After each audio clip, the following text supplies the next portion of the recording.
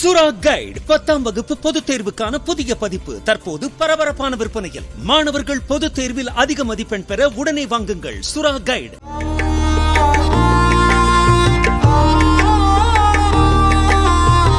மதுரை மாவட்டம் திருப்பரங்குன்றம் அருகே வெள்ளக்கல் கழுங்கடி முனியாண்டி கோவில் ஆண்டு விழாவை முன்னிட்டு சுமார் 500 கிடாய் வெட்டி கோவிலுக்கு வரும் பக்தர்களுக்கு கறிவிருந்து வழங்கப்பட்டது. இரவு பொங்கல் வைத்து சிறப்பு பூஜைகள் செய்யப்பட்ட பின் பக்தர்கள் நேர்த்திக்கடனாக வழங்கிய கிடாய்கள் வெட்டி சமைக்கப்பட்டது.